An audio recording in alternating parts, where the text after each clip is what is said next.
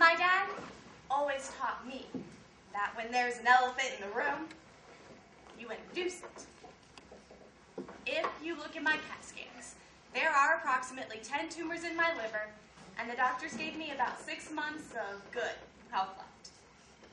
Now, that was a month ago. You do the math. But that is what it is. We can't change it, and we just have to choose how we're going to respond to it. We can't change the cards we are dealt, just how we play the hand.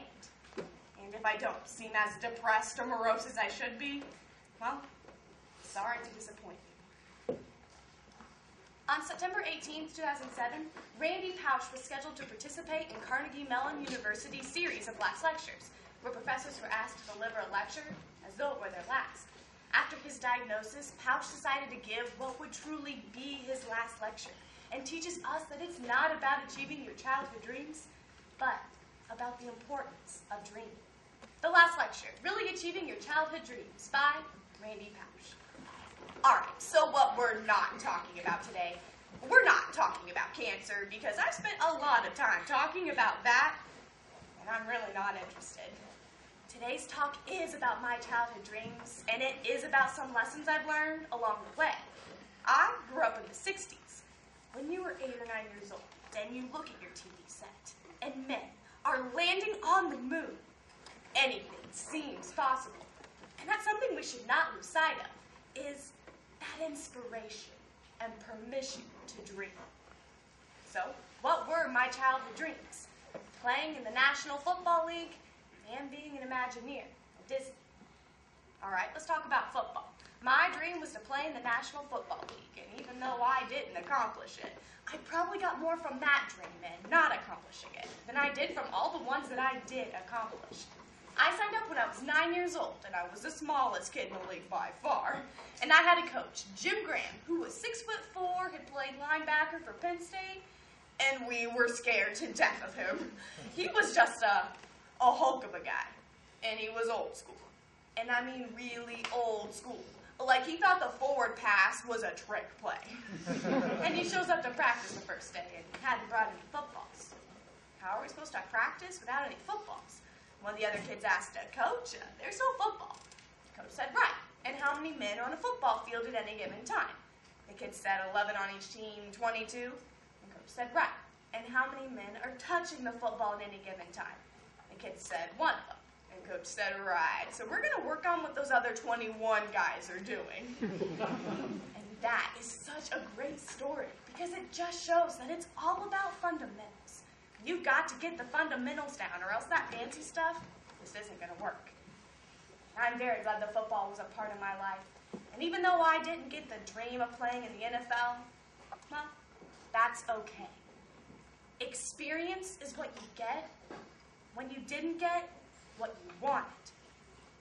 The other thing about football or soccer or swimming or whatever it is you do is the first example of what I'm going to call a head fake or indirect learning. You see, we don't want our kids to learn football. We send our kids out to learn much more important things. Teamwork, sportsmanship, perseverance.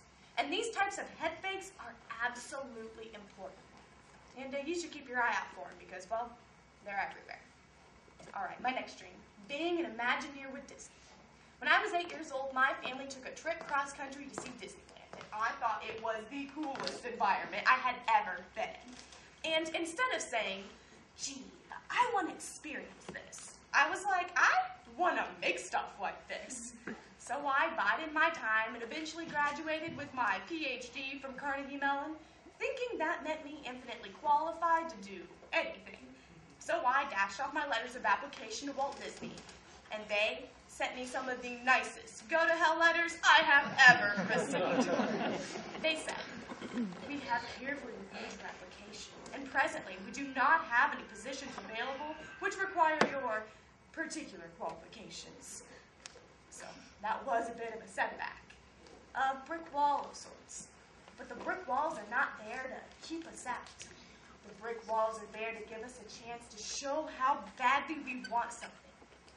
They're there to stop the people who don't want it badly enough. So, after a long pursuit and a few business lunches, I ended up working in Imagineering, and I absolutely loved it. It was just a spectacular place. Everything I had ever dreamed. You ever see that movie, Willy Wonka and the Chocolate Factory, where Gene Wilder says to Charlie, right before he's about to give him the chocolate factory, "Well, Charlie, did anybody ever tell you the story about the little boy who suddenly got everything he ever wanted?" Charlie's eyes get like saucers and says, "No, what happened to him?" And Gene Wilder says, "He lived happily ever after." And so those were my childhood dreams. But somewhere along the way, there's got to be some aspect of what lets you achieve your dreams. That aspect is to remember to have fun. President Cohen of Carnegie Mellon, when I told him I was going to do this talk, said, "Please tell them about having fun, because that's what I'm going to remember you for." And I said, "Well, I can do that. But that's kind of like a fish talking about the importance of water. I mean, I don't know how not to have fun."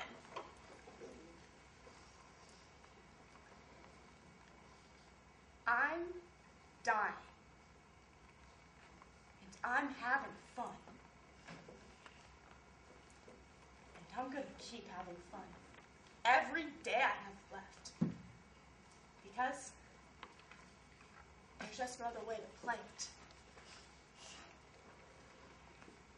I have this theory that people who come from large families are better people because they've just had to learn how to get along. M.K. Haley at Imagineering comes from a family with 20 kids. When I first got to Imagineering, she was one of the people who first dressed me down and said, "I understand you've joined the Aladdin Project. What can you do?" I said, "Well, I'm a tenured professor of computer science." And she said, "That's very nice, Professor Boyd, but that's not what I asked. I asked, what can you do?" So how to get people to help you? You can't get there alone. People have to help you, and I do believe in karma. I believe in paybacks. You get people to help you by telling them the truth, by being earnest. I'll take an earnest person over a hip person any day because hip is short-term. Earnest is long-term. Remember, brick walls let us show our dedication. They are there to separate us from the people who don't want to achieve their childhood dreams. So don't bail. The best of gold is at the bottom of barrels of crap. When people give you feedback, cherish it and use it. Show gratitude. When I got tenure, I took my entire research team down to Disney World for a week. And another professor said, "How can you do that?" And I said, "These people just busted their butts and got me the best job in the world for life. How could I not do that?" So don't complain. Just work harder. Be good at something. It's what makes you valuable. Find the best in everybody. You may have to wait a while, sometimes years, but people will show you their good side. Just keep waiting, no matter how long it takes, because no one is all evil. And be prepared. Luck is truly where preparation meets opportunity. So today's talk was about my childhood dreams and some lessons learned.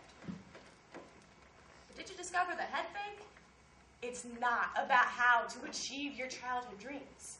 It's about how to lead your life. If you lead your life the right way, the karma will take care of itself, and the dreams will come to you.